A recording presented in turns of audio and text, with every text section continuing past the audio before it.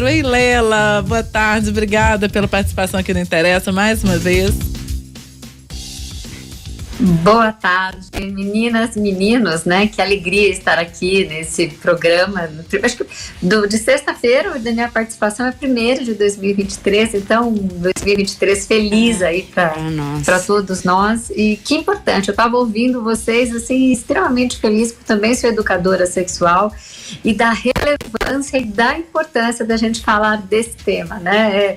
Também não concordo, questiono muito essa questão das pesquisas. Eu acho que ela está de longe de ser uma realidade, porque o Brasil é tão gigante e tão diverso. Então, parabéns por esse tema que é fundamental. Obrigada, Lela. E essa é a nossa primeira sexta-feira do mês, nosso primeiro programa sobre sexo do ano, na verdade, né? Então, tá estreando. Bom, estamos estreando aqui juntas. Lela, a minha pergunta era essa, se você concordava ou não com essa pesquisa. Qual o tema? Tem algum dos dados aí que estão ali? Tem lá, por exemplo, pornografia aos 12. Eu até acho que é antes, porque hoje o acesso à internet, né? É tão fácil pelo celular e tudo, e, né? Pelo celular dos pais, inclusive. Tem uma pesquisa de uma ONG, acho que é alemã, Guard Shield, negócio assim, que mostra que 70% das pessoas tiveram o primeiro contato pelo celular do pai na Alemanha. Então pegou o celular e de repente tava alguma coisa aberta ali, uma foto ou algum site. Então, mesmo sem a criança ter acesso a um telefone dela, quando ela vai usar o telefone do pai, ela pode ter esse primeiro contato. Até porque nesses grupos de WhatsApp também, Total. né, gente? Meu pai tem 78 anos. Ele tem um grupo da turma da faculdade dele. É só aquelas fotos. Menina, tem umas coisas que eles mandam ali que eu falo, por que é isso, gente? Até eu fico assustada. Eu falo, por que vocês estão mandando isso nesse grupo? Aí você pega uma criança que vai mexer no celular. Porque hoje em dia a criança sabe muito mais ponto que eu queria ouvir da Lela. Vamos chamar. Lela, inclusive, é o que eu gostaria de perguntar, mas também, como educadora sexual que você também é, né? Como é que você acha que deve ser esse trato aí dos pais com relação a celular, com relação a tudo, a esse início aí com relação à pornografia? Porque também não sei se dá pra esconder, se tem como é que explica? Se dá pra proibir, gente, né? Então, qual o caminho? Porque se a gente também não impede muito, o amigo mostra, eu não sei como é que faz, não. Ajuda nós. Eu acho que não dá para ser radical, não dá para proibir, não dá para esconder, mas tem que ter diálogo. Um diálogo assertivo, né? E bem assertivo, não é um diálogo de mentira. É falar com a criança ou com o adolescente a verdade, na linguagem que ela entenda, e deixando claro o que é possível dentro da idade dela, né? Até dos acessos, porque o que a gente vê mais no consultório são pais que não têm o menor tato, que mentem, que ocultam, e hoje em dia a informação está aí, né? Então, a pior coisa para o adolescente não é nem para uma criança. As crianças estão, né, muito espertas. Não adianta você falar que um motel é um motel que começa com a letra M. Sabe que é diferente, que o motel é um lugar onde as pessoas lá vão ter para ter relação sexual, que sex shop é um lugar que vende produtos eróticos. Não dá para falar que é uma loja de inventar qualquer coisa. As crianças vão saber. Então, assim, é muito importante, porque isso as pessoas passam pela rua, né? E quando vocês trouxeram isso do celular, eu acho que falta um pouco a questão do adulto, de alguns grupos deixarem silenciados, se algumas coisas entrarem lá, apagarem, né? Tem códigos da mais se dão para os seus filhos. Já vi coisas desastrosas falando que, né, a pessoa acessa o mundo da pornografia, né, do adulto, vamos dizer, do 30 a mais, e aí no meio da festa deixa a criança usando o celular, e daqui a pouco no meio de um vídeo infantil vai um vídeo pornô, né, no meio do jantar lá da família. Então, assim, precisa ter um pouquinho de cuidado, de filtro, e o que eu acho que as crianças também estão com tela demais. Os pais com, né, a facilidade, para a criança ficar quieta, põe o celular. Não, deixa então um tablet infantil, leva alguma coisa para brincar. Eu acho que celular de adulto não tem que ir para a mão da criança de jeito nenhum. A gente tem mais um dado da pesquisa, fugindo desses dois tópicos, pornografia e iniciação da vida sexual, que ele fala sobre identidade sexual. E ele aponta o seguinte: 66% dos brasileiros se consideram heterossexuais, mas 34% disseram não se considerar estritamente heterossexuais. Um dado que eu vou dedicar aqui a Mariela. E como é que faz? Como é que é isso? A pessoa, ela se considera heterossexual, mas ela não se considera estritamente heterossexual. Quer então dizer, ela não é heterossexual. ela se considera assim. Aí é justamente o que eu vou perguntar pra ela. Você acha que há uma compreensão mais, a gente falou, conceito elástico, mais ampliada da sexualidade, ou até talvez uma interpretação até de fluidez, assim, o desejo em movimento, quer dizer, um certo momento pode ser que eu deseje ficar com outra pessoa, ou eu tenho certos interesses para além, sei lá, eu me sinto excitado com tal. Enfim, como é que você vê isso? Ô Lela, e por que, né, incluindo aqui na pergunta do Alex, e por que as pessoas se declaram heterossexuais se elas não são... Se reconhecem né? tanto como heterossexuais? Não pode... Né? Sei lá, sou fluida, sou bi, sou... Ou sei lá, hoje eu tô hétero, amanhã eu posso ter outra coisa. Como é que é isso?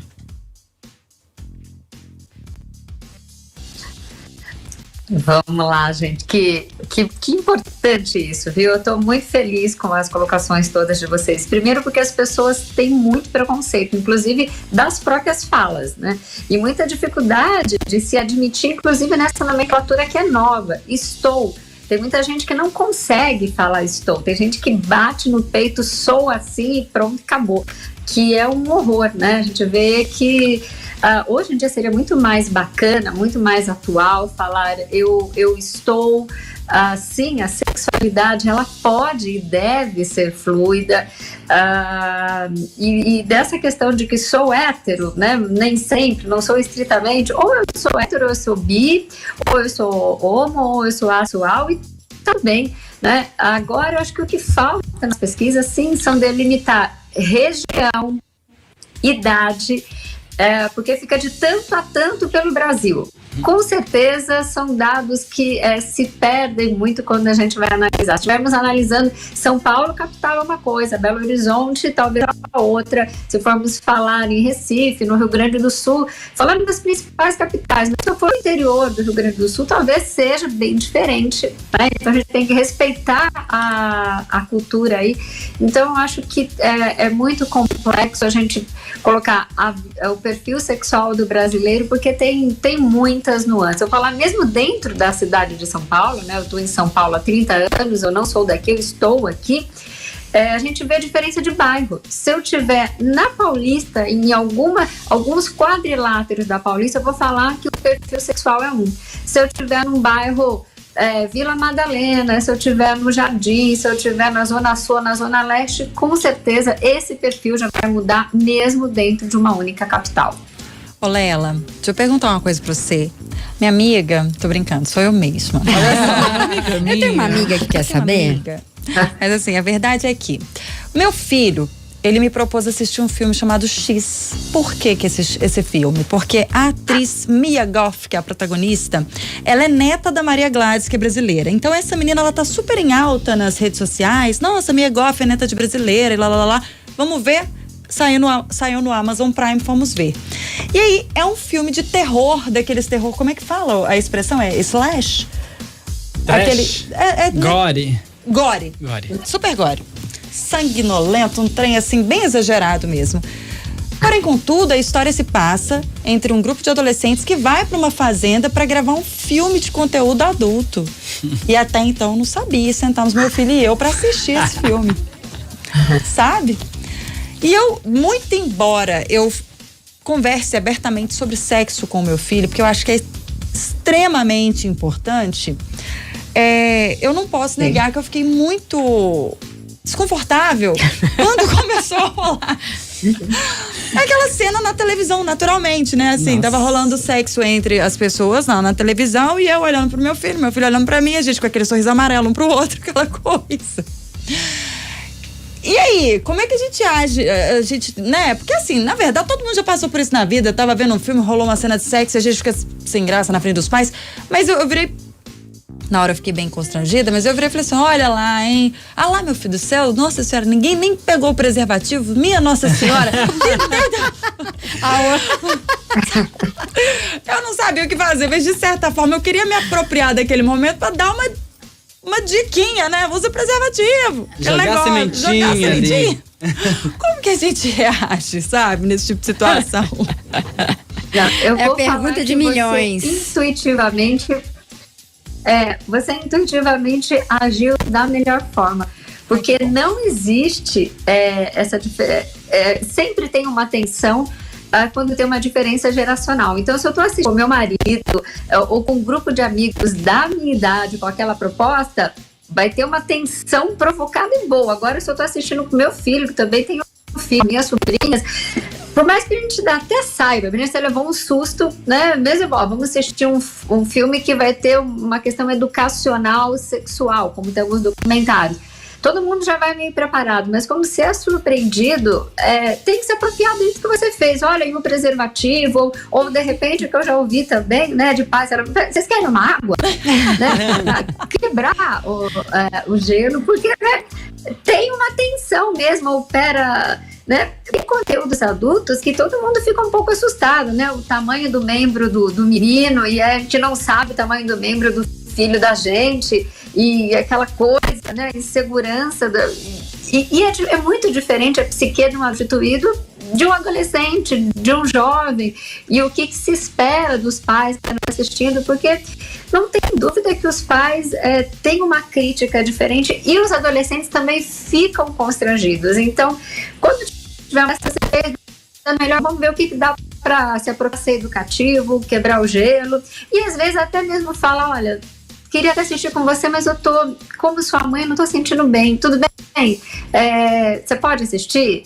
Ou, de repente, a gente vai no FF em alguns pontos e depois você assiste com cuidado e aí eu assisto, depois a gente conversa, porque um conteúdo adulto é muito difícil nessa questão geracional. Eu posso falar como sexóloga que entre adultos que estão, né, namorando na mesma vibe, ok. Mas imagina se de repente eu tô assistindo alguma coisa que às vezes me vem muita coisa da área de sexologia e minha avó tá do lado. Na hora eu vou desligar. Foi um erro aqui. Porque é muito difícil que o outro entenda o que você tá pensando naquele momento. É difícil compartilhar esse momento, né, com quem não tá né, quando já não tá na mesma vibe da pessoa. Até porque com filhos, ou com pais, ou pessoas tão próximas, a gente vive no maravilhoso mundo das pessoas onde não existe sexo, né, teoricamente. Vem da cegonha, né? Não, mas não necessariamente dessa parte de inventar as questões. Mas assim, os filhos olham pros pais, não, meus pais não transam, não, né? Eu nasci da chocadeira. De Jesus. Exato. Mas é uma coisa assim, de carinho, sei lá, de não conseguir entender, enxergar o outro nas questões sexuais, né, Lela? Por que a gente gosta de achar que as pessoas que a gente ama não e que transam. não transam, não precisam de transar? Isso não existe sexo. Porque tem que ter uma explicação psicológica para isso, porque a gente quer preservar os pais no lugar de pais, né? Por que a gente imagina que os nossos pais, nossos avós não? Porque essa questão visual, inclusive para o menino, é diferente. Às vezes tem uma música, imagina, 50 tons, tem uma música que ela é muito excitante. Então, o que a gente está vendo na grande tela é um monte de emoções que vem à tona. Então, é muito difícil, sim. Até é mais fácil a gente conversar com o filho ou com os adolescentes. A gente vai falar sem a emoção, né, de uma arte como os filmes ou o cinema. Então, essa pessoa ela é sensual. Não vai causar essa tensão de que quando eu tô colocando um filme que vem no enredo e vem num enredo crescente. Então eu acho maravilhoso, a gente pode fazer um programa só para falar sobre isso, do que acontece. Eu lembro de criança, eu vou fazer 53 anos, que quando eu era criança eu tava assistindo novela das 7 ou das 6, assim, e aparecia uma cena um pouco mais picante com uma música, todo mundo ficava duro. na poltrona e dava um silêncio geral, assim, tipo... respira. É ensurdecedor. Lela, tem um outro dado na pesquisa que eu acho que é legal da gente trazer pra cá. A gente falou aqui desse grupo de pessoas, né, a maioria que se considera heterossexual, mas que não se considera estritamente heterossexual. Quer dizer, pode ser inclusive pessoa que tá desbravando a sexualidade agora, né? Enfim, há muitas possibilidades. Há muitas possibilidades aqui que a gente poderia discutir. Mas tem outro dado também que me parece apontar para essa maior liberdade sexual, maior liberdade de sexualidade, que fala que 81% dos brasileiros, pelo menos dos brasileiros entrevistados, já fizeram sexo casual. Então, é um dado também que me parece relevante, assim. Pessoas que fizeram sexo com alguém que não tinha relacionamento, conheceu na balada, muita gente. muita gente, 81%. Tá rolando aí. É isso que eu ia falar. Eu queria te ouvir namorar, né? Se não for assim, a gente nem transa, né? Fazer o quê? Mas se a gente for pensar, era um tabu grande, né? Então, mostra uma mudança bem significativa.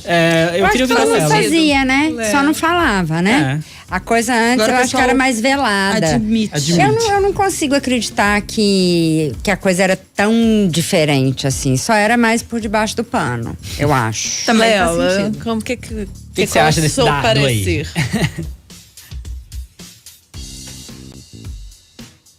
Vixe. Eu concordo com vocês, eu acho que também essa nomenclatura toda, liberdade de falar assim, não precisa nem ir muito longe, há 20 anos que eu faria um sexo casual, que eu fiz um sexo casual, como assim, né?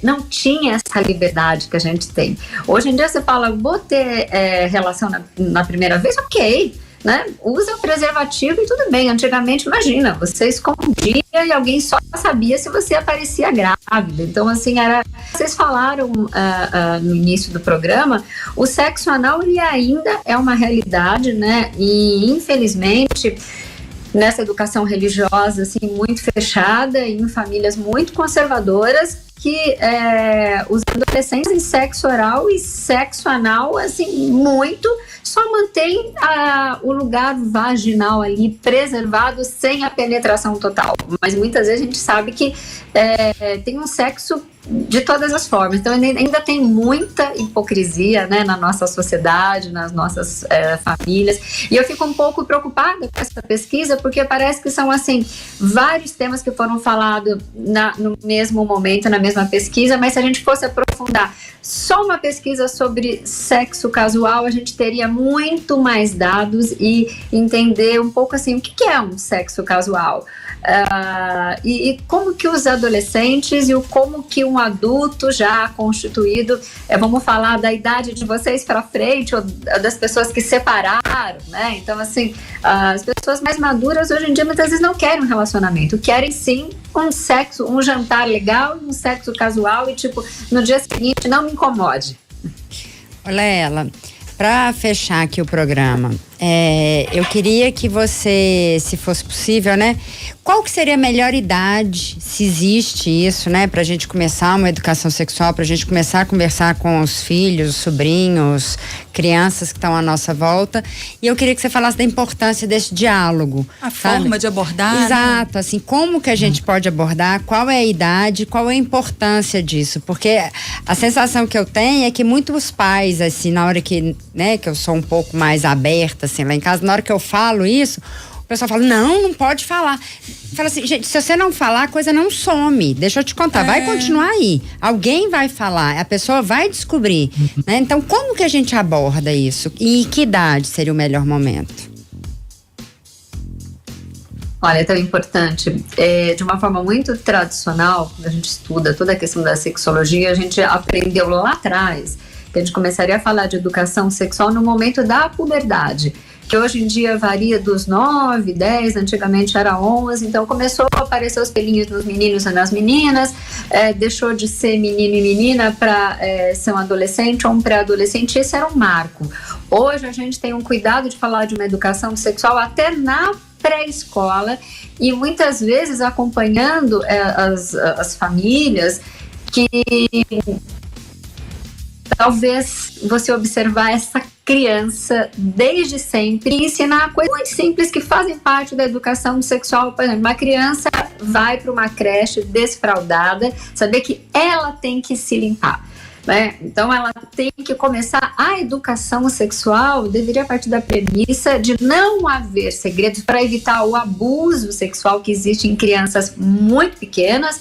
Então, de ter esse vínculo de confiança da criança, né, do menor em geral, para quem é responsável por ele, seja pai, mãe, tia, professor, vovó, alguém que ele possa falar, porque tem crianças que sofreram e sofrem abuso e nem tem noção, só vai ter noção que é um abuso quando chega na adolescência. Então, a gente precisaria desse cuidado primeiro, quando a gente fala em educação sexual, sim, básico é que nas suas partes, o que é parte íntima, tudo que está escondido, tudo que está guardado e protegido. Por exemplo, estou falando com vocês com uma blusa, eu não estou com meus seios de fora, então as minhas mamas é uma parte íntima, ninguém pode colocar minha mão dentro da minha blusa.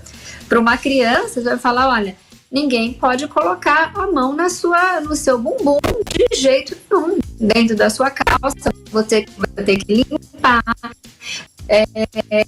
não ter segredo pro papai e pra mamãe, queria começar daí, não falando em coisa ruim, falando pai e mãe que dá banho, a criança precisa aprender e ter, né, aí depois a gente vai seguindo das fases, mas esse seria o início, mas eu gostaria de deixar muito importante que a gente vê que se preocupa muito em falar com o adolescente, com a criança, mas se perde com esse jovem. Eu vejo que tem muito menina, como vocês falaram da primeira relação, que ficam muito angustiados. Então você, pai e mãe, que percebe que o seu filho, a sua filha, eu vejo que os meninos hoje estão muito inseguros com a primeira relação, de ter um diálogo, né? Um diálogo para ouvir o que esse adolescente gostaria, porque informação se tem, mas às vezes esse adolescente tem uma insegurança da vida, né? Que vai também para a parte sexual.